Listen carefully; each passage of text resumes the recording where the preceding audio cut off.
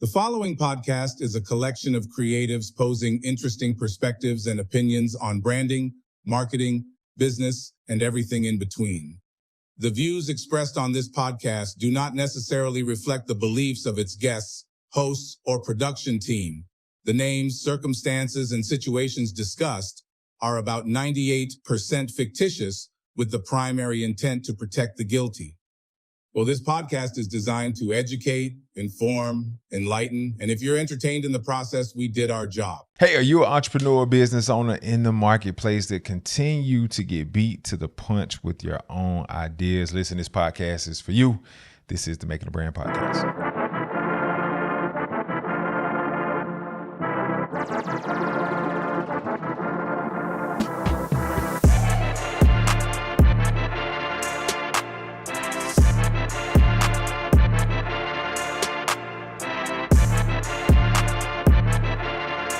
Good morning, good evening, good afternoon, wherever you are in the world right now. We want to thank you for tuning in to the Making the Brand podcast. My name is Jarvis Releford. And I am Kris Kinder. Listen, and we are super excited to have you with us today. We're talking about something special today, but before we get in, because I see it happening a lot in the marketplace, a lot of getting beat to the punch with your own ideas, a lot of thieving, a lot of cooning, a lot of shucking and jiving going on in the marketplace. But before we get into that, Kris, what's going on? What's going on in your world? Everything is going on in the world. Shout out to everyone from my hometown going back home. You going home? Definitely shout out to just amazing women coming together to celebrate one another. And I get a chance to speak to these amazing 100 women of gold in my small town, Americus, Georgia. Okay. But she's making a huge impact. So shout out. So let me ask you this. Totally off topic. So like back home, like, when you go back home, do they be like, Kris, like you cooking, you killing it, like? I don't know. And this is a truth moment. A wise person once told me, never let them praise you here or kill you here. You stay neutral. You don't hear it? Like you don't? I hear great things coming from home. The support of my hometown has been amazing. Did a movie, did a show on TV One, and I got feedback. I didn't even know the show. One. Thank you. I didn't know the show aired. Right? Yeah. Didn't know it aired, but somebody saw it, and the next thing I knew, it was on social media. Shout out to Hometown, AME, and I was like, okay, it felt great. Wow. It does. And so to be able to go back home and say, hey, you all are amazing. Mm-hmm. We are amazing. Look at everything that we can achieve, especially the women that are going to be in the room. Just some amazing people in my hometown, even now. But the fact that they reached out, like that's a testament. I felt honored. And I've spoken a lot of places, but this one in particular touches my heart. Okay. Because there's one thing, they talked about Jesus. They couldn't even receive him in his hometown. He was just a carpenter's son in his hometown. So for your hometown to recognize those things and honor you and trust you enough to come back and speak life, that's very humbling to me. That's dope. That's dope. That's super dope. Appreciate that. Dope. Yeah, so what about you? Oh, not much, man. Just cooking. I mean, I hate to say nothing much because I'm really working on this watching my words type thing. Mm-hmm. But no, I mean, it's just, I'm not going to even say it's the same thing. Things are happening. Mm-hmm. We're moving, working on a new book. I'm very modest. New book. Yeah, new book we're working on. So we got the podcast doing what it's supposed to do. Just super excited about everything that's happening. I have more details like once things get like set in stone, like, and which brings us to the what we talking about today. Like I don't really want to drop the title to my book. You gotta be careful. Yeah, I don't want to drop the title to my book because I feel like it's a dope title, and I feel like if I drop the title to my book, I'm going to see it before I get to market with it, right? And I don't want that. I don't want you N-words to steal. Well, let's talk about that. First, the N-words. Don't you N-words stealing. Listen, little N-words. You're not stealing today. Now, here's the thing, and then we've seen it over and over and over. You got McDonald's, you got McDowell's. Right. You understand what I'm saying? Right. So what are some of the biggest mistakes people make when they are sharing their ideas to people? Well, we were talking. I mean, well, first they're sharing their ideas with people. That's the biggest mistake that they're making. Now, I'm a firm believer, and it's a double-edged sword, right? Because I think we were talking before, and I'm a believer that what's for you is for you. What God has for you is for you. What is in your destiny, what is ordained for you is ordained for you. I'm not trying to preach or nothing, but that's just what I feel. Now, your perspective is a little different. It's a little different. Okay. I believe that, and I'm faith-based, so if everybody knows me, I'm the very spiritual. Okay. In the regard that even Jesus himself told some of the people around him, don't tell who did this. Be quiet about this. You know what I mean? So there is a time that you shouldn't say anything. Gotcha. You know what I mean? Be slow to speak, quick to hear. Like sometimes you can be in a whole circle of creatives and entrepreneurs and business people who have horrible character. Absolutely. And you're thinking you're in a safe place because we're in the same mindset, the same group, the same network, the same market, same journey. No, character is character. Right. And the truth is you can't share your stuff with everybody. And the truth is, they'll do it right in your face. Hey, they will play with you. Face. Play in your face. Play in your face with it. So, like, yeah, that's super dope. Let's see. Yeah, super dope. So, understanding, my perspective is just that what's for you is for you, right? And I tell my people all the time, like, you can't fry your chicken with my oil, the oil that God gave me. Right. You can't fry your chicken with my oil and get your chicken to taste like my chicken or get your chicken to do what my chicken do. You know what I'm saying? Right. Like, so like that's my thing. So like, I understand what you're saying. There are times where I do have to watch what I'm saying. I do have to watch, hey, this is what our next move is and this, that, the third. But we operate in a place like you got to get up early in the morning to kind of do what we do. You know what I'm saying? You got to get up early in the morning to cook how we cook. And I remember like I feel like I'm a rambler, right? But no. I just feel like in order to compete with us, in order to compete at the level that we compete at, you gotta do what we do. And there's not a lot of people that can do what we do. But there are a lot of people that can do what we do, and when they can do what we do, not in the flavor, not in the authenticity of what we do, right? But conceptually, they could do that. That's the problem. Can they execute it the same way? That's ethics. That's work ethics. But what if you meet a person, and we've seen it even throughout history. You've seen ideas, concepts, even credit being stolen from the people who've created it, and it become a success. Sure. So much of a success that you can change the narrative. Right.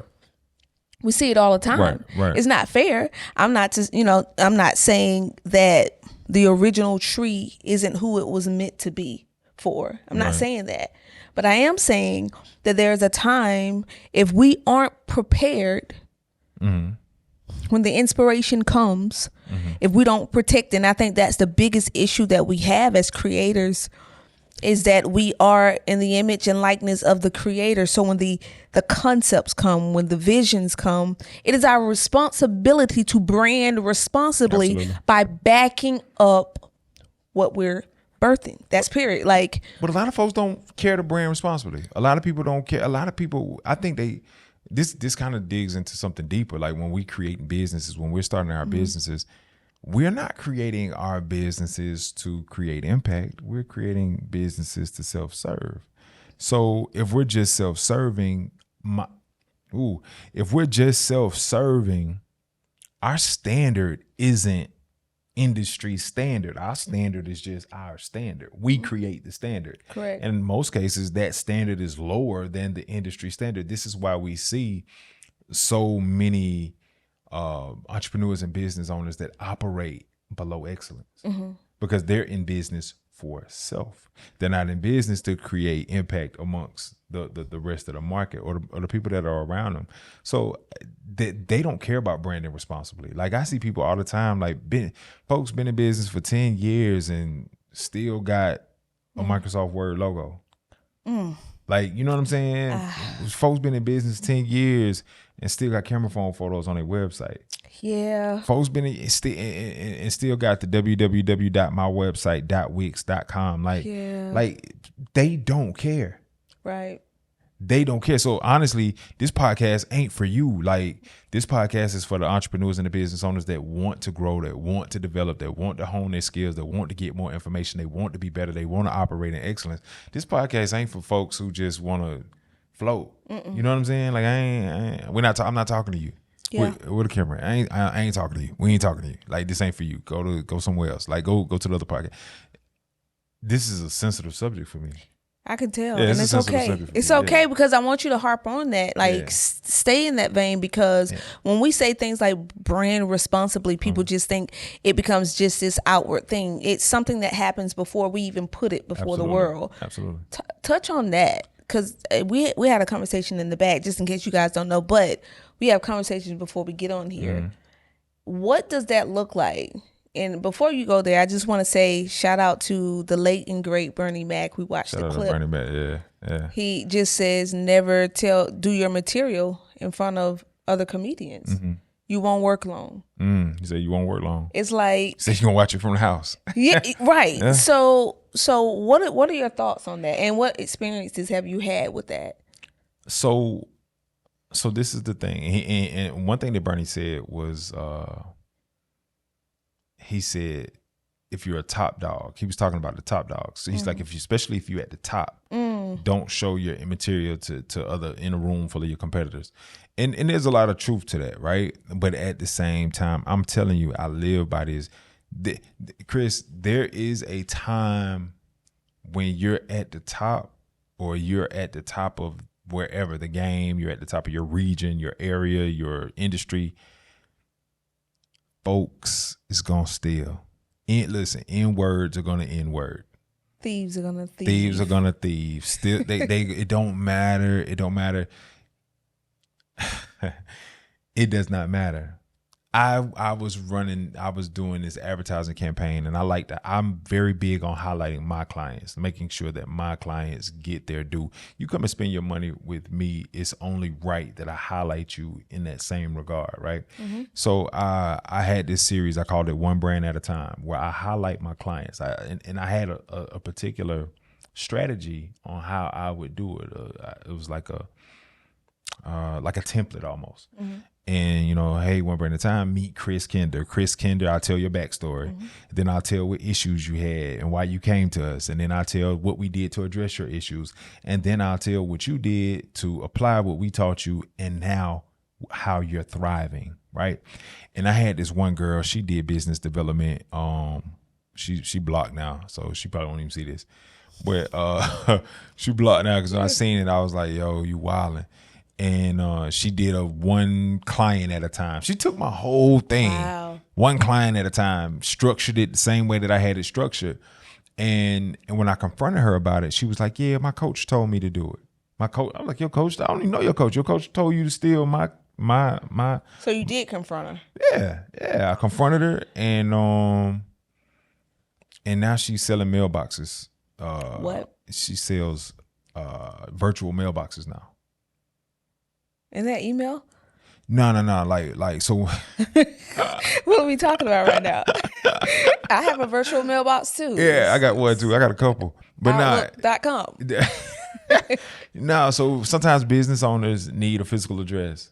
Oh, I got you. And so she sells like virtual, like office she has a physical location, and then so she lets people use her physical location as their physical location, so they can get mail and things of that nature, like loans and stuff like that, even though they may work from home.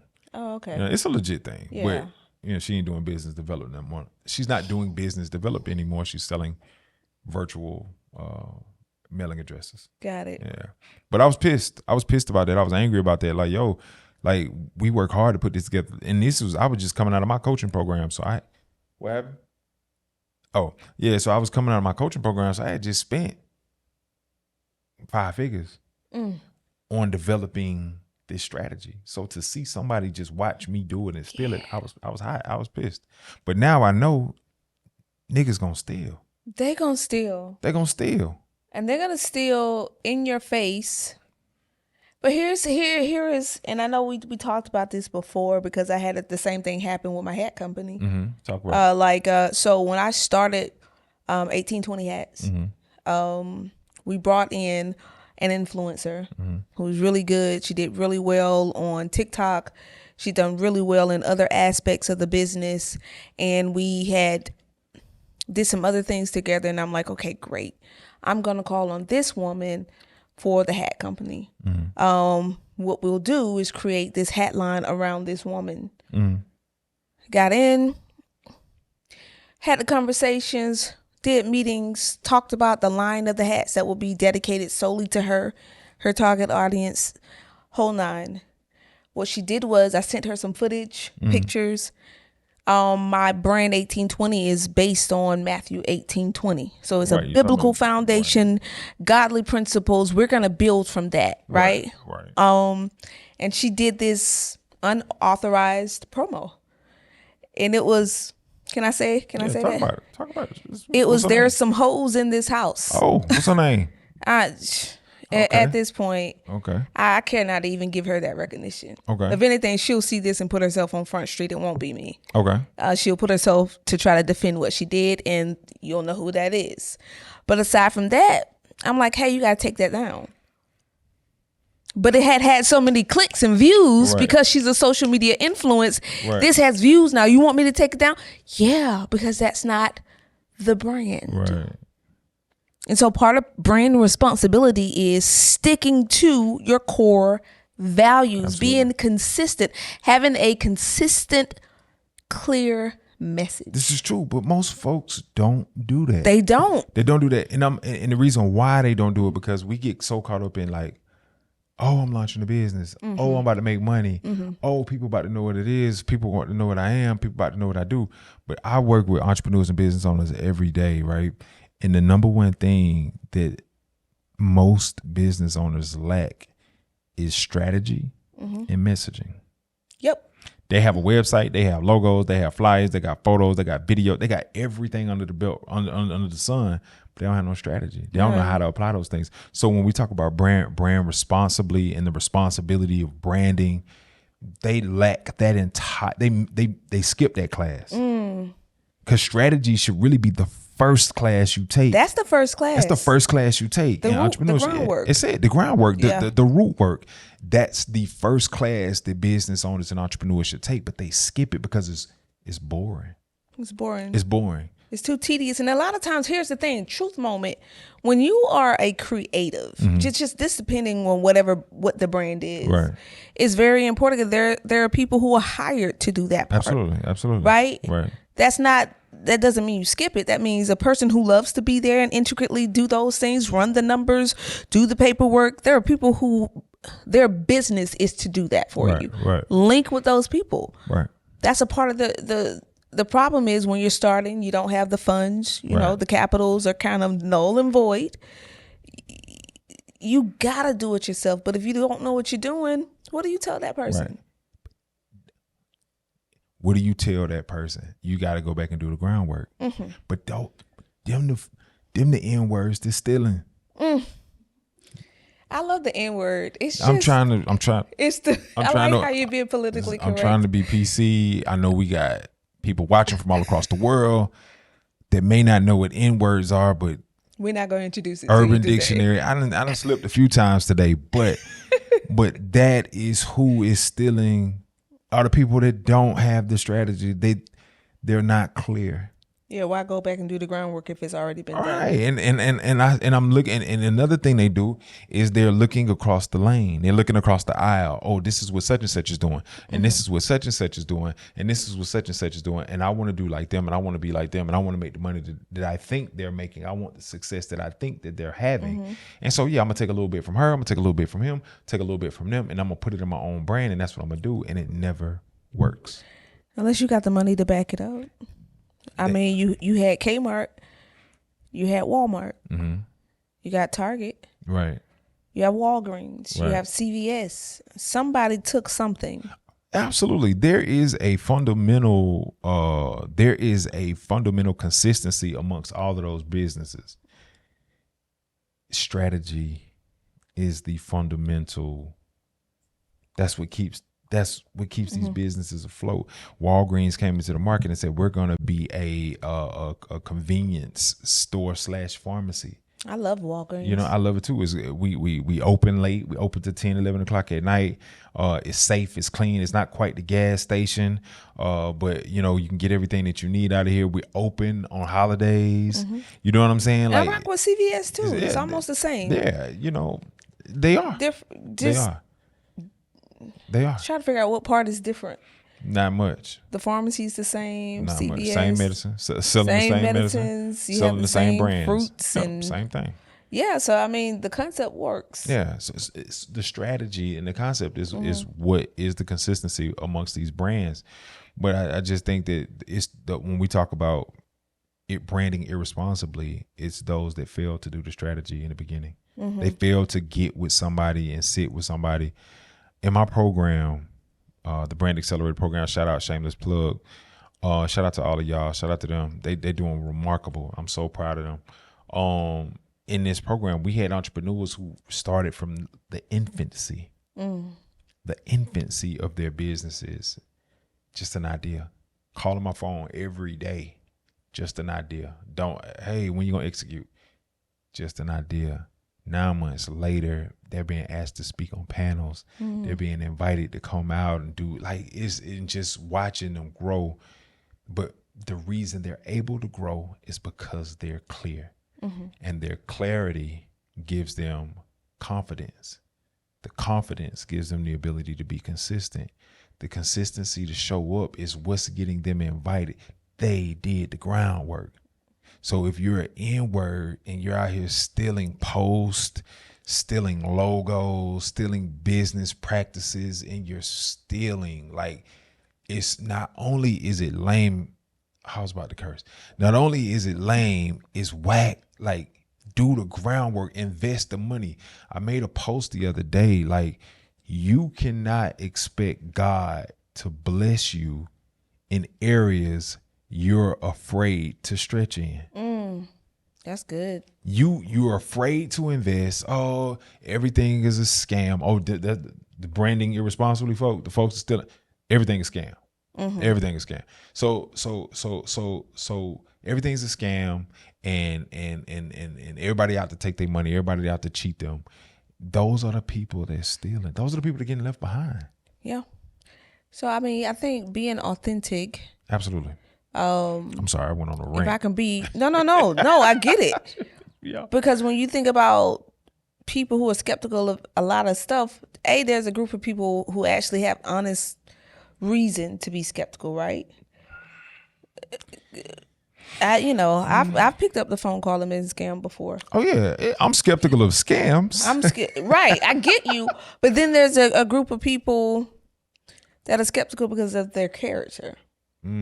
So you understand the mirror effect. The mirror effect. I just think you can authentic people can spot authenticity from a mile away. Absolutely.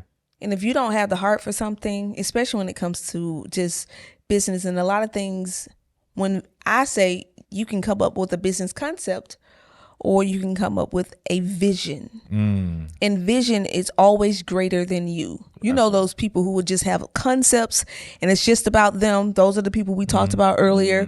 Not to say they're not excellent in just serving themselves. They could be very excellent in getting their self-gratification. I own a business. I do this.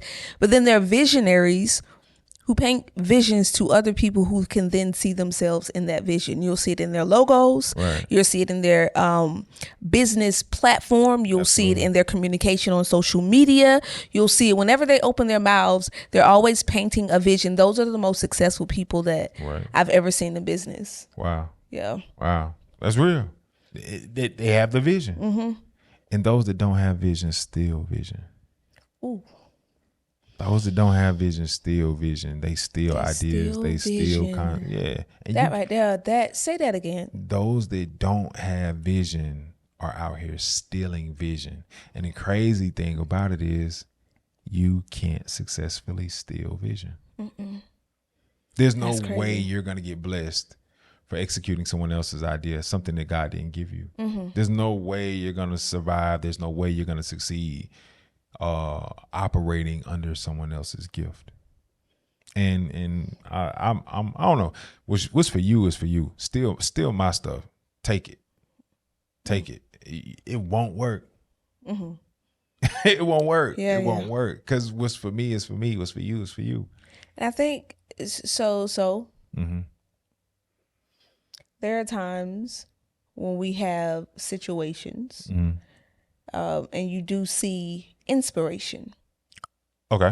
Right? So let's take it a step further. So what if it's just I am inspired by something you said? So it's not technically what you explained, but I'm going to pinch from that, not in a sense of stealing, but being inspired to even branch from there. That's all the time. Yeah, I'm inspired. So what's the difference in being inspired and just literally stealing an idea?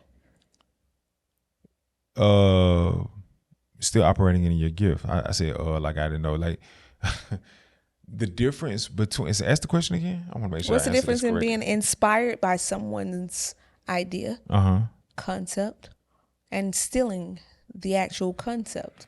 So it can be.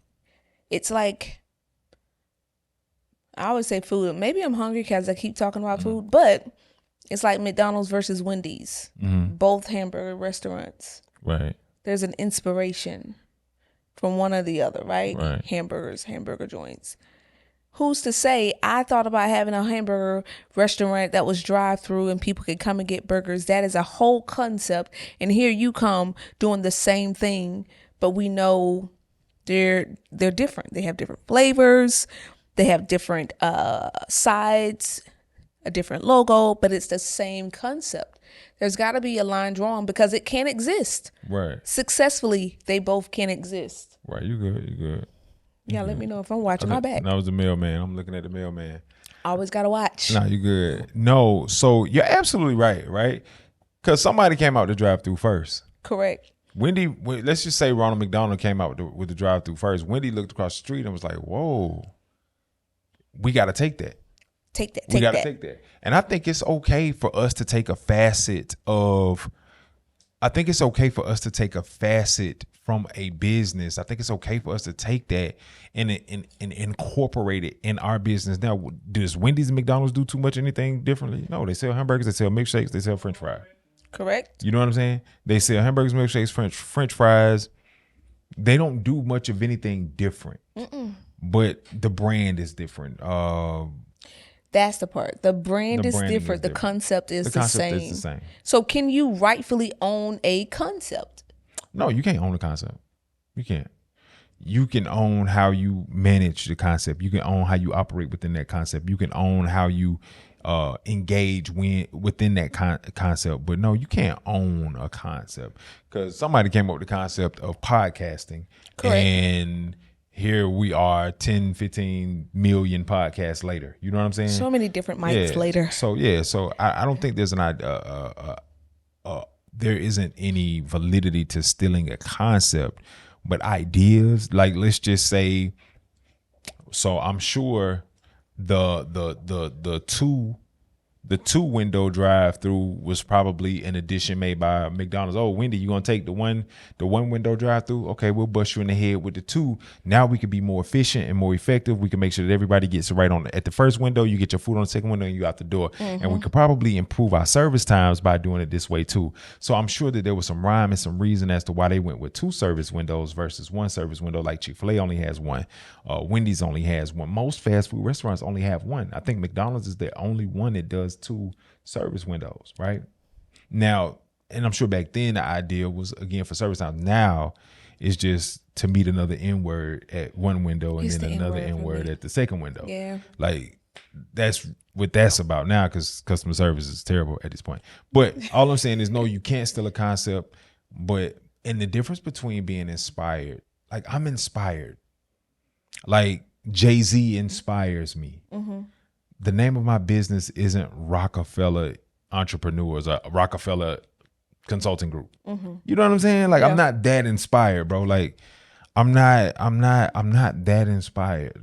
like to steal. I'm not inspired enough. Yo, I'm gonna take the exact same thing that you did and I'm gonna make it my own. I'm not that inspired. That's lame. That's called lame. It is called lame. It's called lame as hell. It's very lame, and I think you have to sit with that at night. You gotta sleep at night knowing you just stole somebody's stuff. Knowing that you stole, knowing that it did not come from your womb. Ooh. You sit at night profiting off of someone that you completely vandalized. Yeah, you trying to profit. Some people are profiting. Okay. But you got to sit with knowing that God didn't get that to you. He didn't. Whether you believe in God or not, the universe didn't give that to you. It wasn't yours. You're a thief. Talk about it.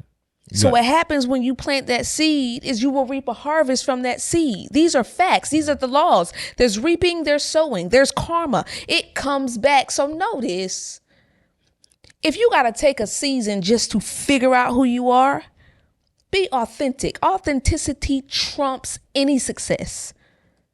Any of it. Any of it that you feel like you have.